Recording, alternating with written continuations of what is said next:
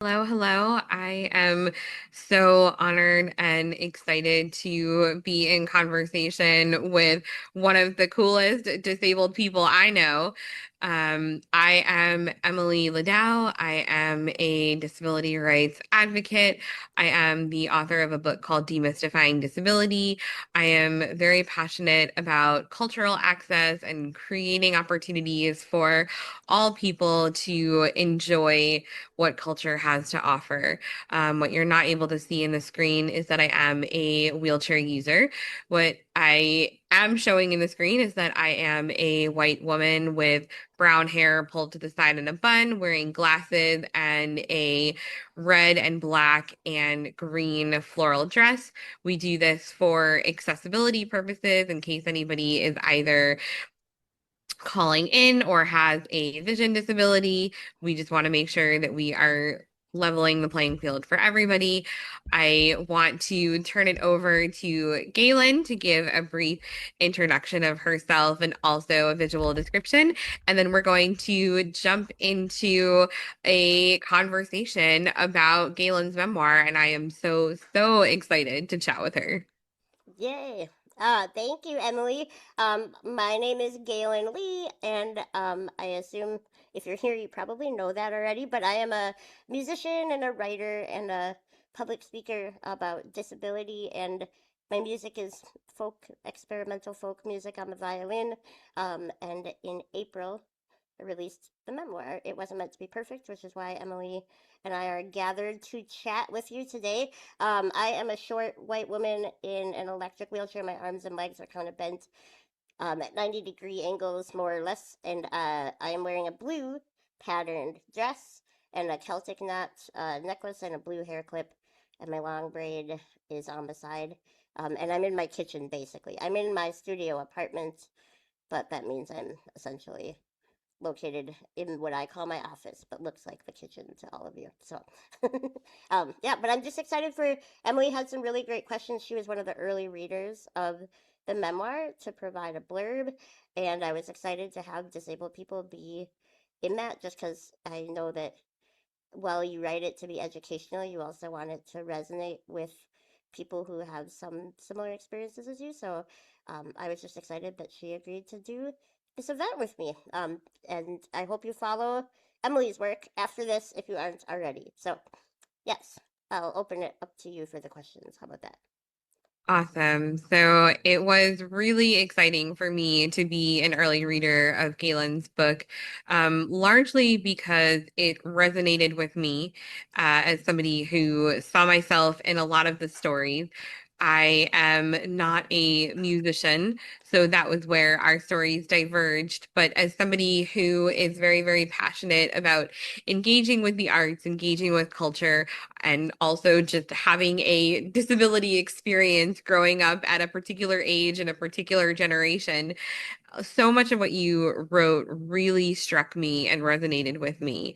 And one thing that kept coming to mind as I was reading is that both of us are very close in age. We could be considered the ADA generation, the generation of kids that grew up not really knowing life without the Americans with Disabilities Act because it was passed in 1990. So I know that for me, I was not actually well aware of my rights at a young age, but I also know that I was protected by those rights at a young age. And it's an interesting dynamic to come into your own as a disabled person and also begin to understand the protections that were put in place. So I'm wondering, how did you feel that your consciousness of your rights and those protections grow over time? And then how would you say that that shaped your identity? And I do think you speak to this in the book, but I'm interested to hear some reflections on that as well. Yeah, I mean, it's so interesting because when you do grow up with the rights that we had, I mean, imperfect as they are, right? Being recognized, I think you kind of take it as like, oh, this is just what life is like. But I did have, which I wrote about in the book, one friend who was older and he had the same disability as me. He was a generation older.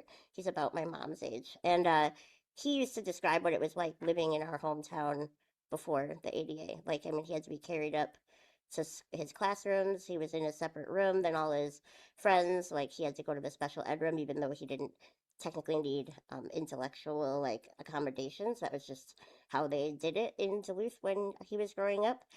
And just kind of recognizing that it would have been a lot different even if I had been born 30 years earlier. So I knew that, but I don't think I understood like the implications of like disability rights are real and they've been kind of lagging behind and all of these things until I got older. And in 2008, I'm in college. I'm like graduating college, right?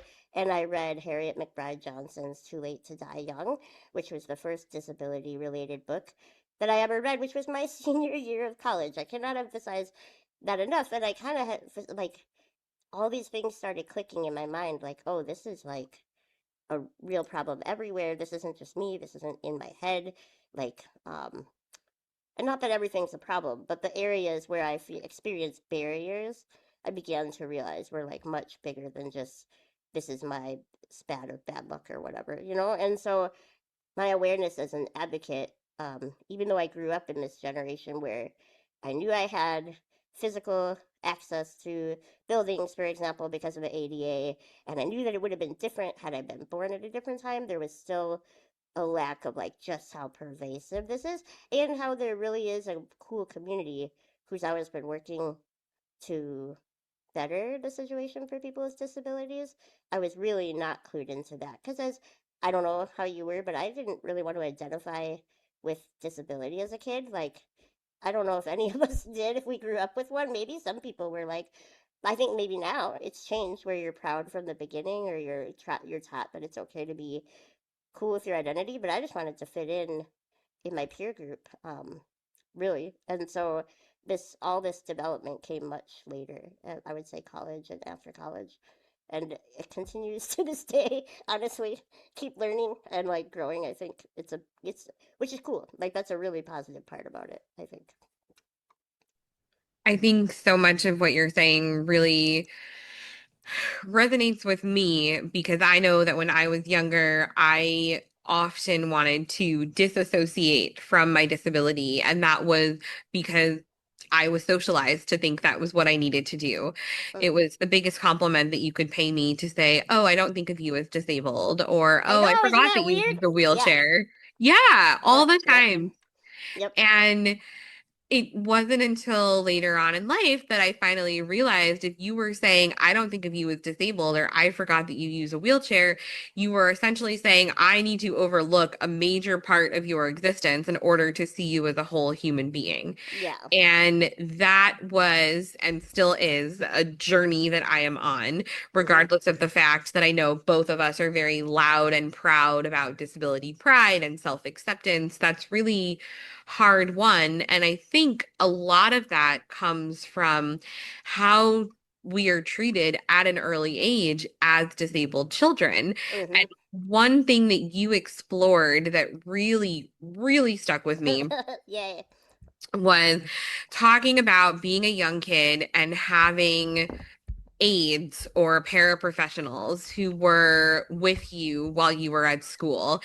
And I know that I had a nightmare of a time having aides in school. Some of them tried to be cool, some of them were just completely in my business, some of them thought they were my disciplinarians. I mean, it just ran the gamut of difficult scenarios. And so I wanted to talk with you about this because we still had to be kids in mainstream schools and we still had to figure out our identities. And that required figuring out a pathway to a sense of autonomy while also being told you require adult supervision and you are not able to engage on your own fully. Can you talk more about finding your own way to a sense of autonomy while growing up in these scenarios? Yeah, I mean, again, I it was sort of weird writing a memoir and looking back and being like, man, I was really lucky. Like I don't want to understate that. Like just like FYI, I am aware of how like the cards could have been dealt very differently, and it's just a twist of fate. But I'm hoping the book educates so that in the future people can think about the way they interact with disabled kids. Like that was one of the reasons I wrote so much about my aides. The first aide I had for 3 years, and she was like what you're talking about, very overbearing.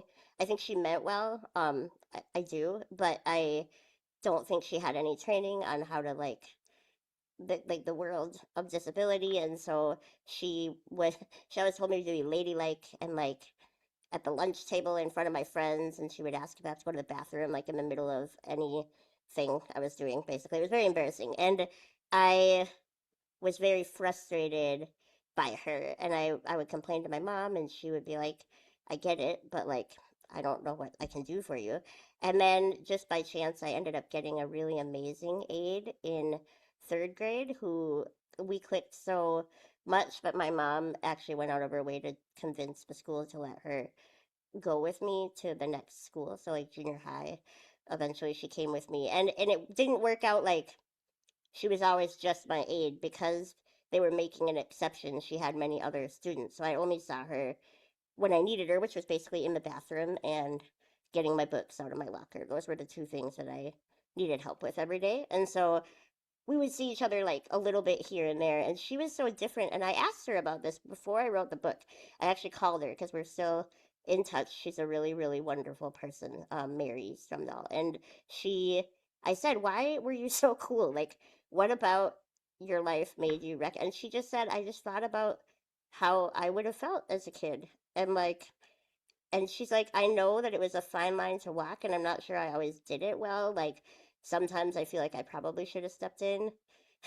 like, and sometimes I felt like, no, this is her journey to learn. I think it's just like, this is why I think disability is such a more broad experience. And I hope that someday we get to a point where we're just talking about human diversity and not so much disability is a separate thing, because I think if all of us put ourselves in each other's shoes, if we have shoes, I don't wear shoes, but like that kind of idea, if we're able to understand like how the impact of our behavior on other people, it would educate us in so many ways, because she didn't really know more than anyone else. She just thought more about how her behavior would go down. So she said after I left, not to get too long winded, but she said after I left school, she ended up working with a boy who had a lot of behavior issues, right?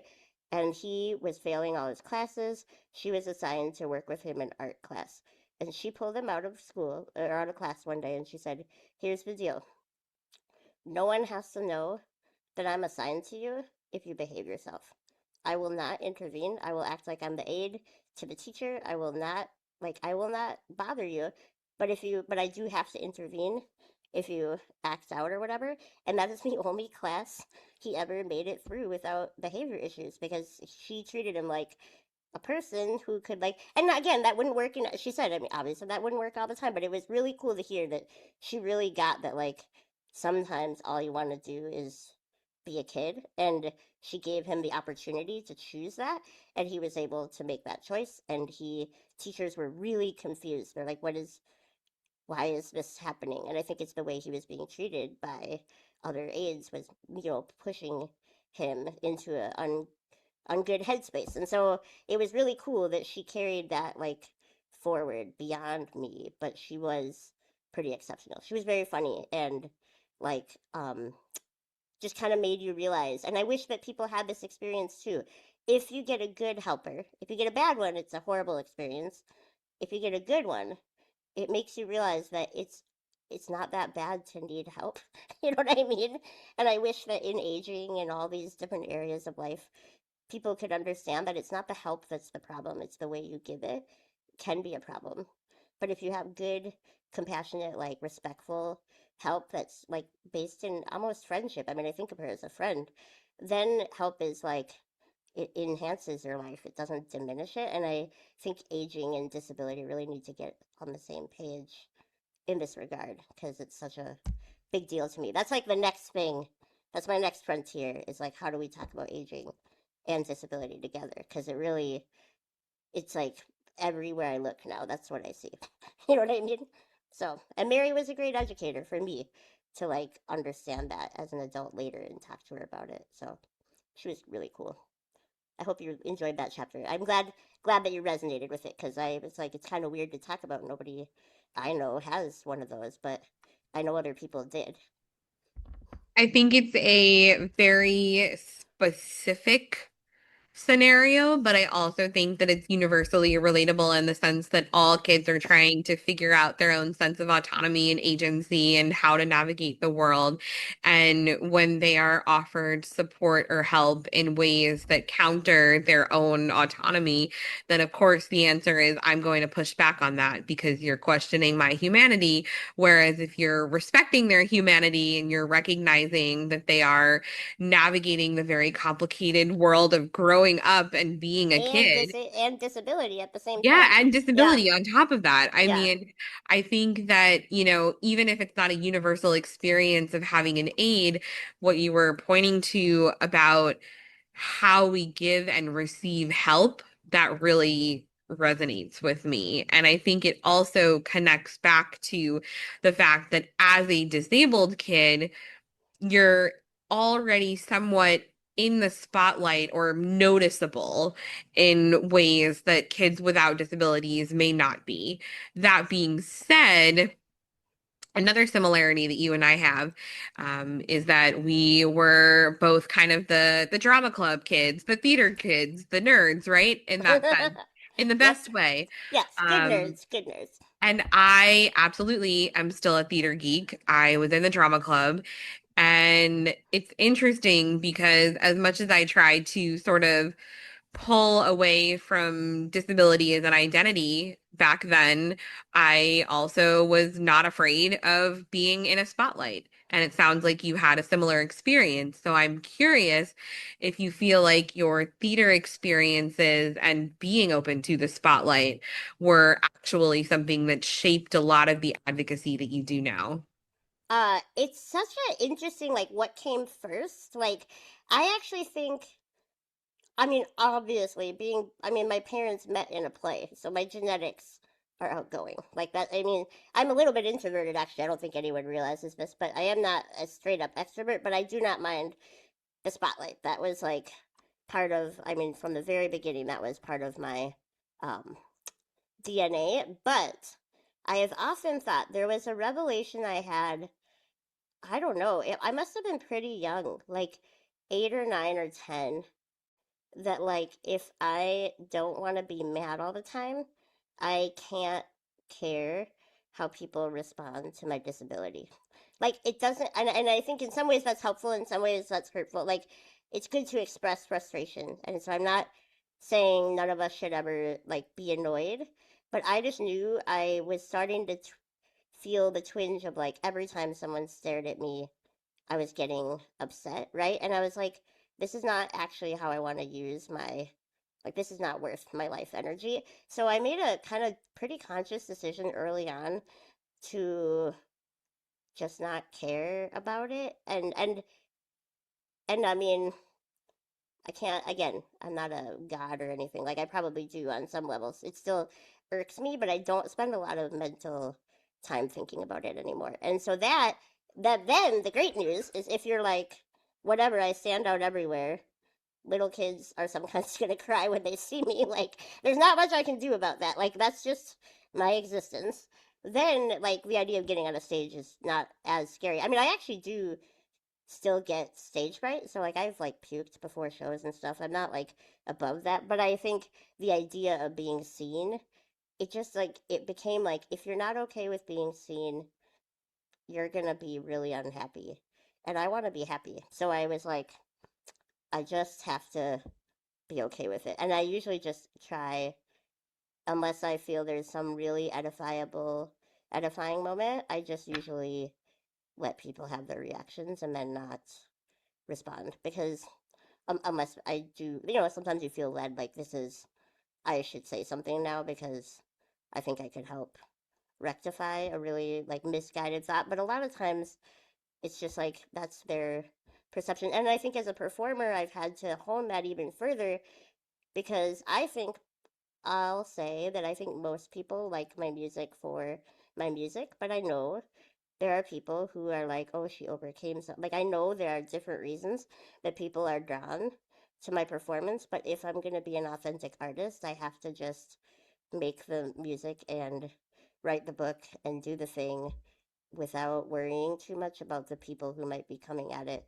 for a reason I don't agree with or from a mentality that I think is misguided. Because again, I can only control my own experience. You know what I mean?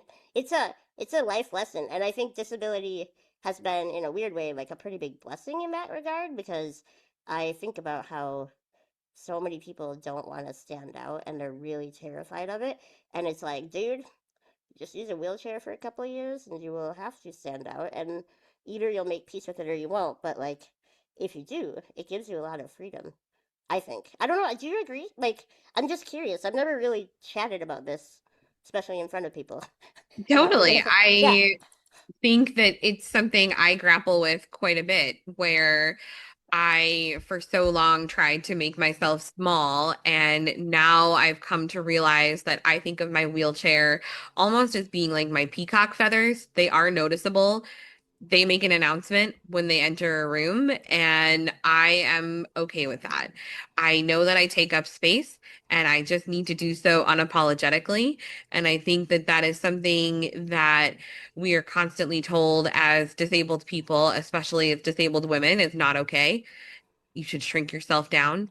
And I think that we are, by sharing our stories, having the opposite effect. We are unapologetically taking up space and making space for other people to take up space. yeah, I think that's very true. And I think, like, for me, the idea, my wheelchair makes me noticeable, I think, but I think of disability as so universal now that I also feel like it is a part of me, but I personally want to be the thing taking up space myself. And so I grapple with that too, and I hear what you're saying. I think like the wheelchair is, but like ultimately, when I think of you, I don't think, and I don't mean this, and we just literally talked about this. I don't see your disability. I think of you as Emily, a Right. disabled woman, but I don't think of your wheelchair. You know what I'm saying? Like, and so how do we get to that place? Because I think society's stuck at this level of like, I can't even acknowledge the disability, or I'm afraid, or I don't know how to relate, or like, I don't accept it. And we're in this world of like, well, this is just who we are. How do we meet in the middle to Or present? they only see the Yeah, or disability. they only see the Right. You yep, you can't exactly. have the happy Yeah, medium. yeah, exactly. So how do we get to this? What's the next step to take us to like the in between ground of like and I think Tina Fremel, she was on an interview with Trevor Noah recently, and she said like it's how, and I've felt this for so long, and she put it into words really well, like how you get viewed on the outside never matches how you feel on the inside. But I think, and that is very, very obvious if you have a disability. Like, it can't be more obvious, but I actually kind of think that applies to everybody. It's just a lot more subtle. Disability blows everything up. Like, it makes everything much more noticeable, but these are all human conditions. Not to go too far down a rabbit hole. I'll let you ask your next question. But Well, yes. let me tell you, I have so many questions, and I want to make sure that we also leave time for other Uh-huh. people to ask their questions. So I think that we might end up skipping around through a couple of them here and there. I'll try to get to as many as I can. But I do want to make sure that we talk a little bit about your creative process, Yeah. as I think that it ties very much into what we've already been talking about with having the spotlight on you, with unapologetically taking up space. And I know that when I was writing my book, I had a very interesting creative process because I wrote it from the corner of my living room in the thick of the COVID pandemic. And that was very different than how I imagined the book writing process going. And it can be a little bit isolating when you're laying yourself out on the page, especially when you're being so vulnerable. So I would love to know how you wrote. What was your creative process like? How did you get those words on the page? Well, I mean, thank the Lord. In order to get a publisher, I had to make a really huge book proposal because it had like an outline and like things I already knew I wanted to write about. And I just went in order. It was still, for me, the pandemic. I know a lot of people had kind of re entered, but I was still pretty isolated for most of the writing process. But I think I wouldn't have finished it otherwise, so I think it was fine. Like I needed to be home, you know what I mean? So I would sit down at like 10 p.m. and write till like 3 a.m. It's I'm still recovering my sleep schedule. I don't know if I ever will. It really screwed it up, but it was like that's when I wrote the most, and editing was more of a daytime process, but writing happened a lot of time, and it was very intense. But I agree. I don't know if you've heard of Amy McNee, but she or Amy McNay, I don't know how to say it, but she is an author who advocates for slow creativity. I pretty much only wrote like 500 words a few times a week. Like it took a long time. It took me 15 months to write the first draft. And I don't know if that's normal, but that's what it took me. But I was talking to Maria Bamford. She's a comedian who lives in Duluth or was raised in Duluth, so she visits. And we've gotten to know each other. And I said, I don't know what to do. And she said, just barf it out. And she's like get everything out, and then you'll clean it up later, and it'll be fine. But like, don't censor yourself at all at this point. So my rough draft was 30,000 words over word count. Like it was so much longer. But I'm glad because it really needed to like I needed to be able to be vulnerable and express things really honestly the first time through. And I'm not saying the book isn't honest, but there were times where I'm like, that wasn't necessary, or that's not how I really mean it. But in the heat of the moment, you write it a certain way, and I think that's okay. I think it's good to like get it out of your system in one go, and then take time to refine it as afterwards. And so, it was really fun. It was. I remember one time I did a lot of co-working on a platform called FocusMate, which have you heard of it? If you haven't, everybody go look up Focus Mates. It's a co-working site where you can log in at any time of the day or night because it's worldwide and just work with people. And so when I was feeling like dread about writing, sometimes I would do Focus Mate. And I remember during the medical trauma chapter, one time I was um, writing, and then I'm just like crying, and this poor soul on the other end of the computer screen was probably just very confused, like what was going on in my world. But I explained I'm writing a really stressful chapter, so some of it was hard, some of it was fun, but I took it in little chunks. And that whole Anne Lamott idea of bird by bird, just do like one postage stamp at a time, that rang through my brain a lot because it is overwhelming to think about how much left you have, and you got to stay in the moment. It's kind of like meditation in that way. Like this is the moment I'm writing about right now. I can't think about anything else. It was fun. It was intense. I want to do it again, which means it's like having a baby maybe, where you're like that was horrible, but I'm You going to do it forget how again. painful it was. Yeah, yeah, yeah, exactly. Yeah, I hear you on that, on all accounts. And I think this actually allows me to, in a way, combine my next two questions. Yeah. You laid so much of yourself bare on the page. You were just talking about how you were writing your medical trauma down and reliving it as you were writing it down, and the emotional experience of that. And then one other thing that I think you really dug into quite a bit, of course, is relationships and the history of relationships. And relationships and medical trauma are two of the most personal things that you can talk about. And I know that I am constantly, as a writer and someone who is more public facing, modulating how I talk about these things because I can talk about my experiences, but there are other people involved in all of those experiences. And I have to be very thoughtful about that. And I'm wondering how you have navigated what feels right to share of yourself. I would say, particularly about your relationship with your husband, because I know I think about that as somebody who was married last year, but also, you know, in any scenario, you're not always the only person. Yeah. So, how did you think about how to convey your story and what was yours to share? Yeah, that's a really good question, and something I thought a lot about throughout the process. I really tried to keep it centered on my perspective. And so there were times where in the rough drafts I kind of diverted to like what I thought other people might be thinking, or like what experience may have led them to that. And I was like, no, no, no, that is definitely their story to tell. So I tried to keep it centered on myself. I mean, I know it sounds kind of selfish maybe, but I didn't want to like go into other people's stories because they could write their own book if they wanted to, right? And so um I guess for me, what I felt like I wanted to include had to either have a point or be uh, like necessary to tell my story honestly. And so I thought of this whole book. I know I've said it in other interviews as a disability sneak attack. Like I was writing a memoir, but I had real things that I wanted to make sure ended up in there. Obviously, the 504 sit in, obviously, medical trauma. Not because I like even really love I don't love it, but I felt like it's such a problem and it keeps happening that like if people don't start saying honestly, I mean I know others have. This is not the only memoir about disability, but like I really wanted to contribute to that conversation of like here's where doctors could be rethinking how they approach disability.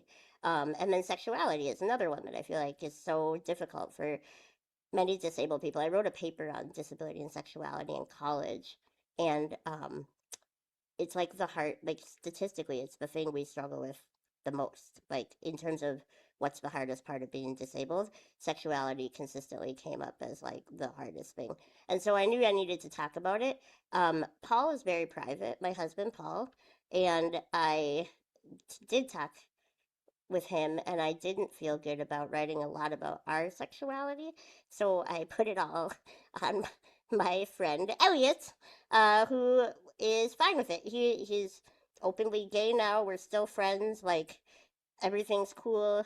He read it before and gave me the green light. Like I knew that that would be an avenue into talking about it without violating Paul's privacy, right? And so that's basically how I navigated sexuality. And then medical trauma, I tried not to name names of the people who are the villains in the story, the so-called villains, and only name the names of people who I feel like won't be ashamed to have their name in the book out of respect because I know we're all doing, even the ones we disagree with are usually trying to do the right thing in their own way. You know what I mean? So that was how I navigated like writing about people when they hurt me. And then the hurt that didn't need to stay on the page to me was, again, I thought of it as a novel in a way. Like while I was writing, I don't know if you can relate to this, but I was like, if I'm the main character in the novel,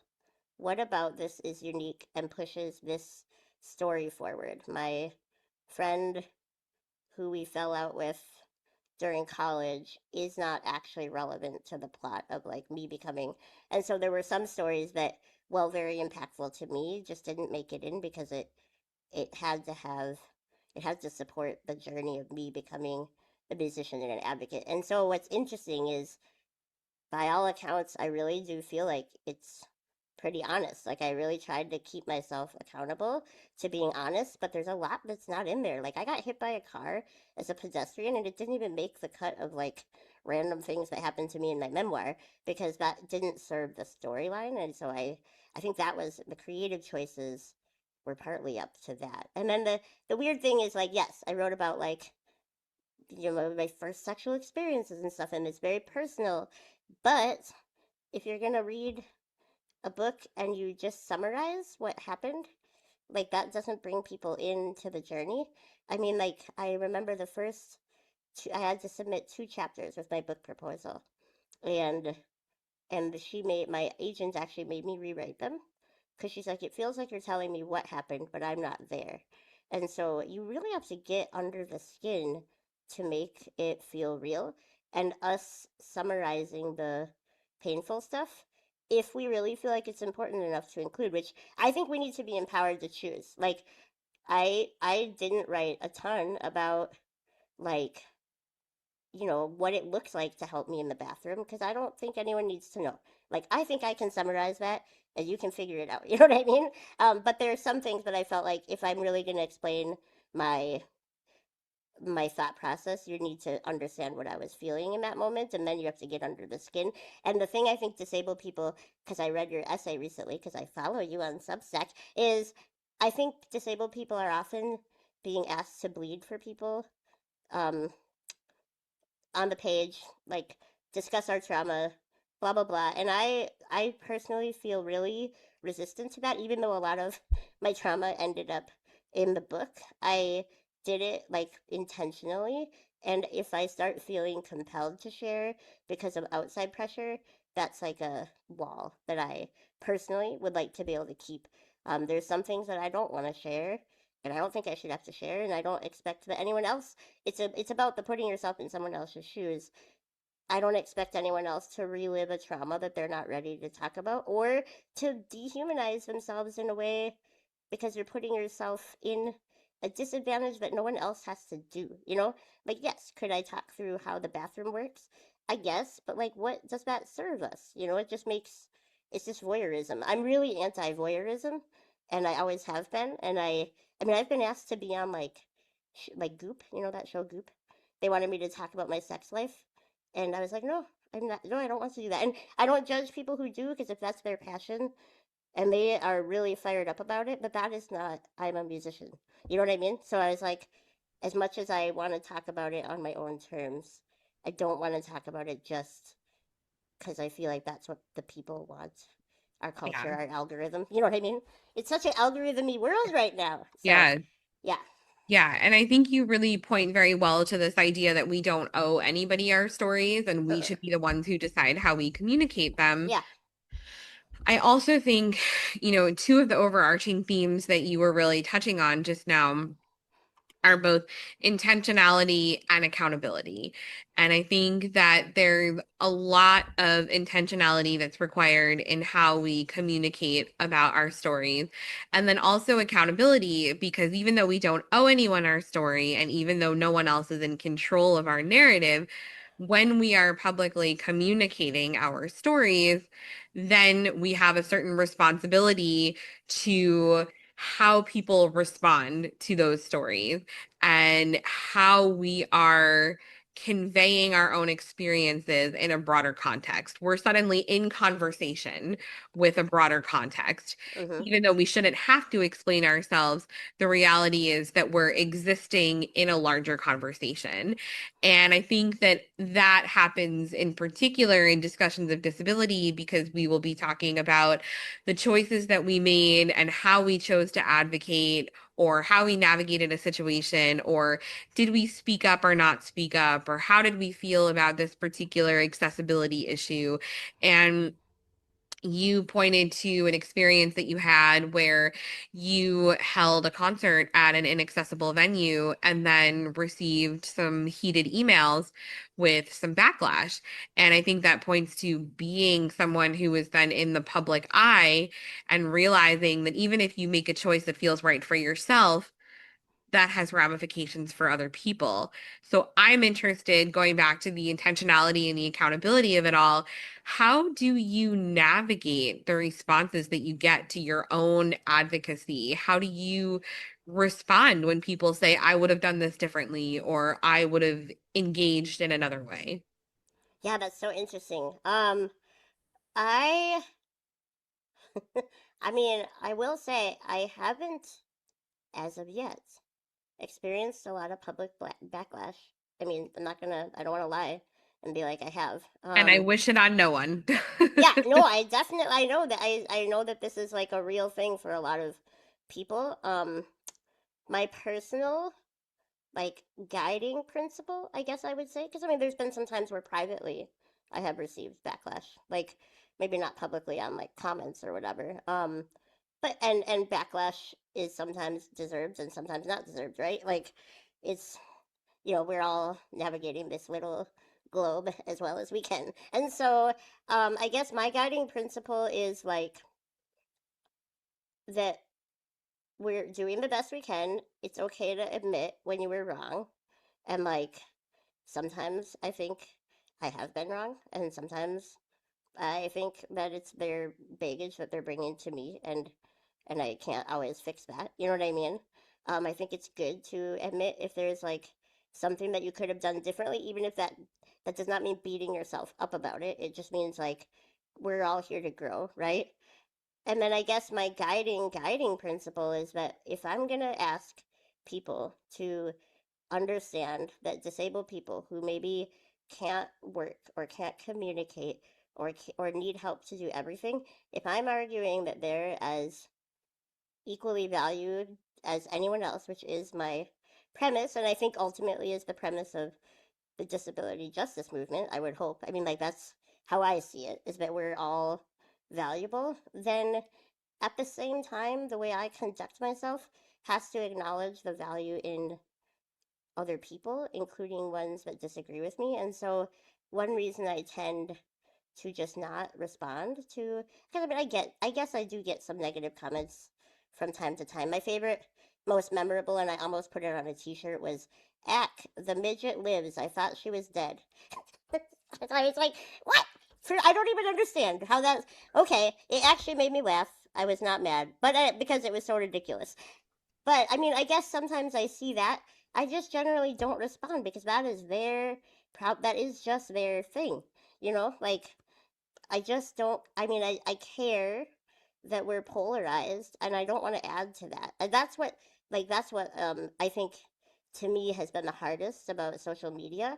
And because putting yourself out there as a musician is a little different than putting yourself out there as an advocate. Like, if you're putting yourself out there as a musician, someone definitely can hate your music and your voice, and it kind of stings. Like, my one big album review in 2018 was through Paste. The guy hated it. I was like, why did you even write this review? He hated it to the moon and back.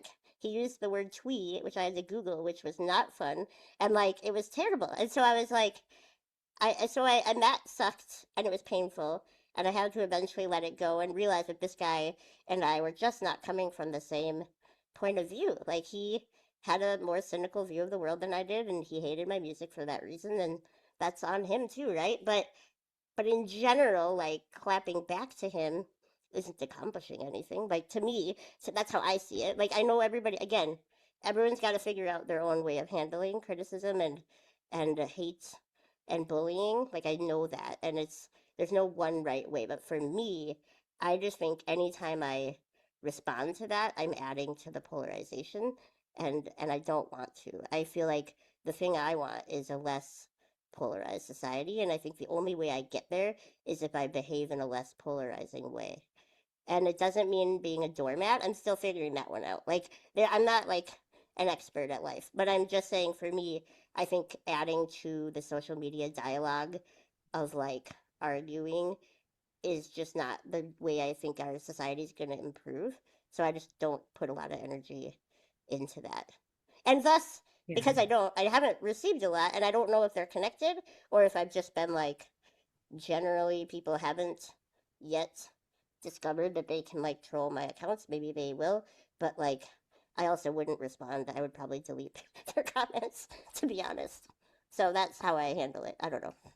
I think that being a person in the world and online is messy no matter Mm, what. And I think that yep. you will encounter cruelty no matter what. But I also think that how we conduct ourselves says a lot about how people will respond in kind. So I'm right there with you on that. And I want to make sure that we leave time for Yeah. this beautiful group to ask some questions. But I have one last question that Yeah. really is coming up for me. Yeah. Um, you know, you said that a few days after you won the Tiny Desk concert, you were worrying that NPR had only picked you because you're disabled. And then they had to, reassure you that that wasn't the case. And I think that this is a very specific type of imposter syndrome that a lot of disabled people deal with, Yeah. where there's this idea that either we don't get opportunities because of our disability, or we only got the opportunity because of our Hmm. disability. And I would love to know if this kind of imposter syndrome still comes up for you, or if you feel like now your music career speaks or sings for itself. Yeah, that's a great question. I mean, I think all of us have to continually grapple on some level with like, how why is this happening for me? Is it because, do I deserve it? Whatever the imposter syndrome comes up as. Because I mean, I literally had, you'll read in the memoir, a teacher be like, if I let you in this ensemble, people will think it's because they're, he actually like said that to me. You know what I mean? So I agree. That is a real fear. And sometimes people voice those fears out loud, and you know that they're actually thinking about that. Like disability is the thing that the only factor whether or not you get an opportunity. I think for me, again, everything, and I, again, not good at it, working on it, beginner level 101. But I think it is all an inside job. I really, really do. Like, I think if I create art that really resonates with me, I can trust now, at least enough, that people who are willing to receive art that is genuine will receive it for the right reasons. And then everybody else who doesn't isn't in the right place, and it doesn't really matter. Nobody, like, especially with arts, but I mean writing too, like all of this stuff we put out in the world, it like there is not, like, nobody just listens to one musician. Maybe some people do. There was a while where I only listened to Simon and Garfunkel, to be totally honest. But in real life, most of us have like multiple favorites of everything, right? Like we like Italian food and Greek food and whatever. And so I think that the truth is you're never gonna be everything to everyone, and you're never gonna please everyone with your art. And so the more important question is, do you feel like this is genuinely what you want to say? And then you just kind of have to have faith. And I think my experiences, I will say, because it's been a decade since the Tiny Desk, I do feel like I, the music that I have put out resonates with some people a lot. And obviously, because I'm not Taylor Swift, not that many people, right? Like it's like a small, like it's like a little group, but it's like that's all you really need. Like you can only control what you put out, and then how it's received is on everybody else. So the cool thing about that is that you can really work to put out what you really mean. And that's where the memoir was such a fun, it was grueling and it was hard. Um, and there was some, like, it was a recovery period afterwards, right, of getting it out. But I will say by the end of the memoir, it said what I really wanted it to say.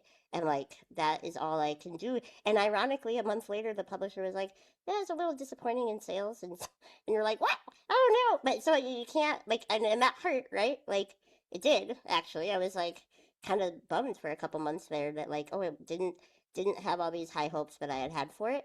But that doesn't really mean anything. Again, I think the world is so, to me, about what are we putting out from the inside, and then how are we valuing ourselves, disabled or not, but especially if you're disabled, how do you value yourself as, like I've thought about this for a while, probably because of music, and I don't want to go too rabbity again, but like, if you put out an album and every single person hates it and everybody stops following you, and you can never play another concert with, except for like your dad is in the audience, right?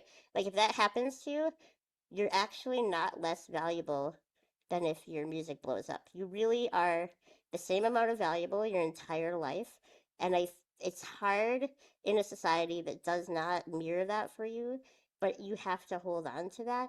And by you, I mean, this is what I tell myself, because it's just true. Like, to me, that is the truest thing, is that you're always valuable no matter what your body or mind is going through. It does not change throughout your life, and any value you derive from yourself ultimately kind of has to start within. And a lot of it's unlearning.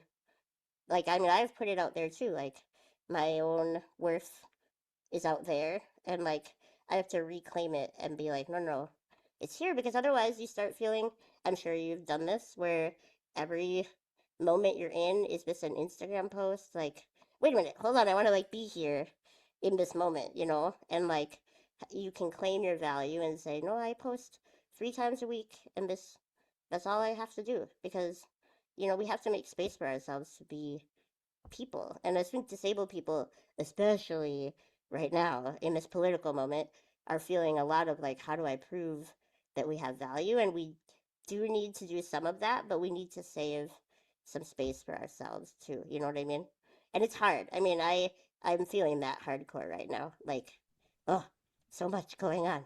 You know what I mean?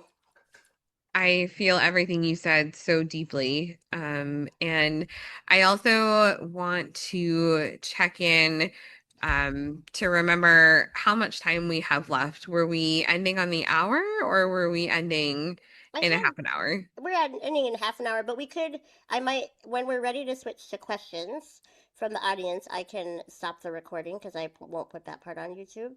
But do you have any last questions, or is that your last one?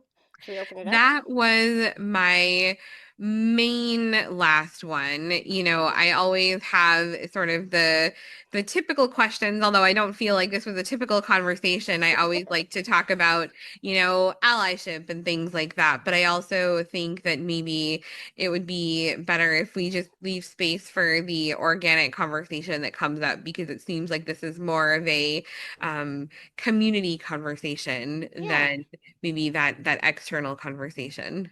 Yeah, no, that sounds great. Well, I just want to say before I end the recording, really, really thank you to Emily and like all that you do. She does a lot of writing, but also like, testifying and senates and all the like things that are really helping to keep disability in the spotlight in a way that moves us forward. And I think it's really important. So I really value what you do to educate and also to fight for our rights. So thank you for doing I this. appreciate that so much, Galen, and I'm so excited to hear from this group that we have and the questions that you'd all like to pose. And I know that there was already a starting one in the chat.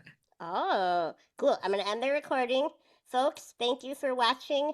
Folks at home on YouTube, I really appreciate you being here. Follow Emily's Substack, The Words I Wheel By. I'm on Substack as well. And in terms of being an ally, I would just say, support disabled artists, of course, and their work, but also just really like get informed about what access looks like and put it into action in your little corner of the world, wherever that is, because every corner matters. That's what I think. So thank you for being here.